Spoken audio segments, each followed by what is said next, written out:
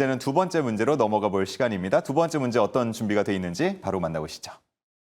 네, 최영지 전문가 오늘 시장에서 가장 뜨거웠던 2차 전지 종목을 꼽아주셨는데 저희가 준비한 문제 속에서도 2차 전지가 있을까요? 끝까지 함께 해주시면 좋을 것 같습니다. 그럼 이어서 두 번째 문제지 함께 열어주시죠.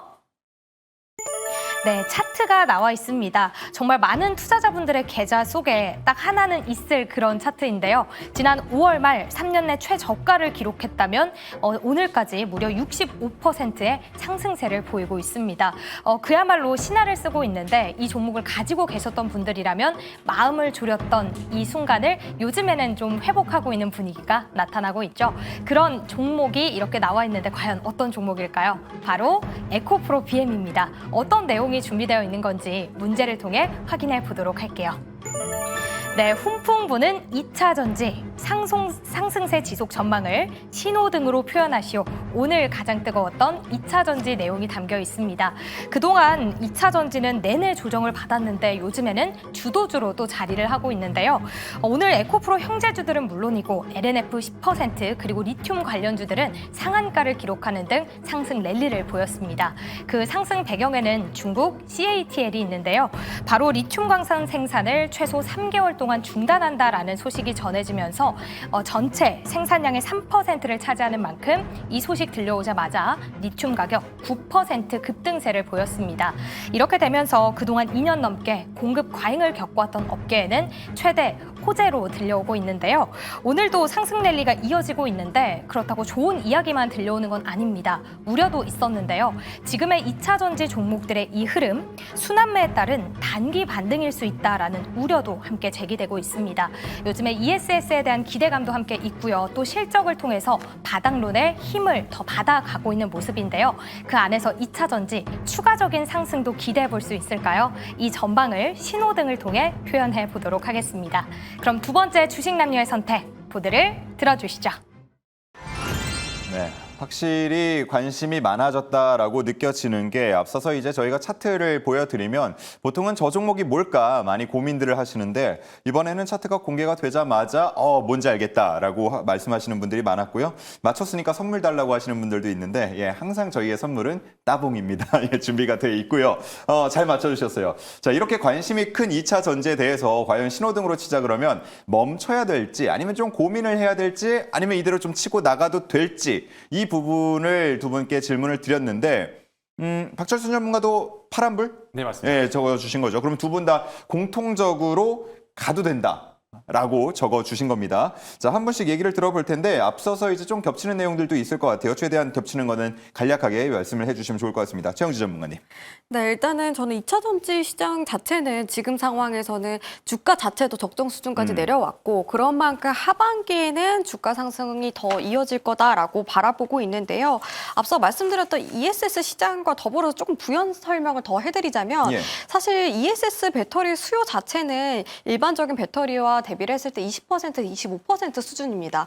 하지만 가격 자체가, 판가 자체가 2배 이상이기 때문에 이 기업들 입장에서는 ESS 시장이 성장함에 따라서 수익성이 더 빠르게 개선이 될 수가 있거든요. 이런 부분들까지 주가에 반영이 될 거다라고 생각하고 있고 지금 북미 쪽에서 진출을 해서 수주를 따내고 있는 기업들이 굉장히 많이 있는데 이 세액과 관련된 혜택까지 더불어서 받게 된다면은 우리나라 기업들이 더 가파르게 성장하지 않을까라고 말씀드릴 수가 있습니다. 그리고 리튬 가격에 대한 모멘텀도 여전히 남아있다라고 말씀드릴 수가 있겠고 추가로 또 말씀을 드리자면 자율주행 쪽에 대한 기대감이 커지고 있는 상황인데요. 예. 우리나라 2차 전지 기업들은 사실 테슬라의 주가에 따라서 같이 움직이는 경향이 있습니다. 그런데 최근에 테슬라 이슈라고 한다면은 자율주행 모멘텀이 굉장히 강하다라고 볼 수가 있는데요. 특히 로보택시도 상용 지역이 계속해서 확대됨에 따라서 그런 기대감들도 우리나라 2차 전지 기업들에게 반영이 될 거다라고 생각하고 있고요.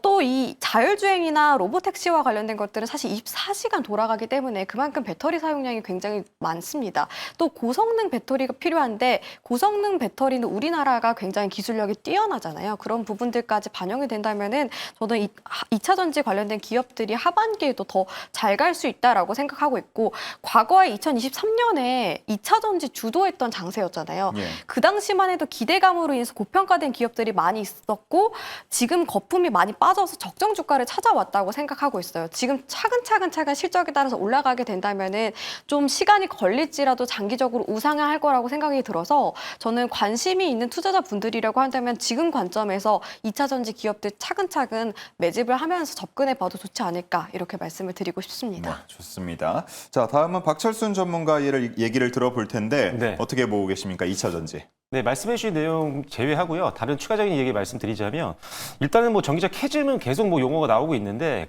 캐즘은 잠깐 쉬어가는 단계지 이게 성장이 멈춘 건 아니거든요. 실제로 지금 멈추지 않고 있고 특히나 유럽 시장을 중심으로 해서 일단 전기차 시장이 좀 확대될 걸로 보고 있습니다. 지금 오랜만에 올해 상반기 때 유럽 시장의 전기차 시장이 한 20% 정도 전년 동기 대비했을 때 확대되는 모습들을 확인을 했기 때문에 그리고 또한 이제 연말 이제 하반기 때 어떻게 보면은 독일이라든지 영국 쪽 같은 경우는 이미 보조금이라든지 아니면 세액 공제 같은 것들을 이미 추진을 하고 있는 상황입니다. 그래서 유럽 시장에서 이 전기차 캐즘이 조금씩 완화되고 있는 것들이 확인이 되고 있기 때문에 유럽 시장 좀 기다려 보시면 좋을 것 같고요.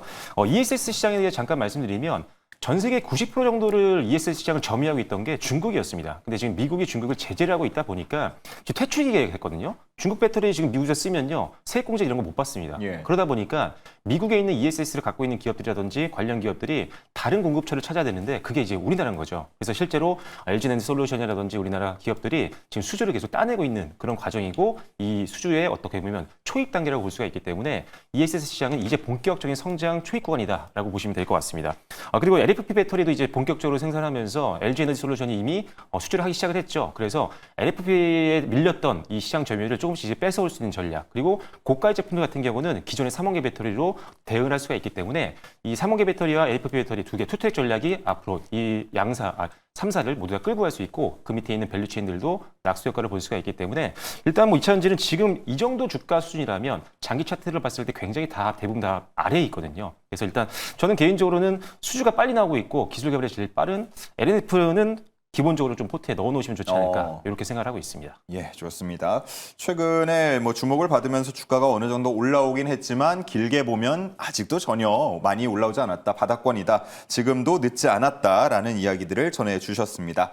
자, 2차 전지 얘기는 앞서서도 나왔기 때문에 좀 간략하게 이 정도에서 마무리를 짓도록 하고요.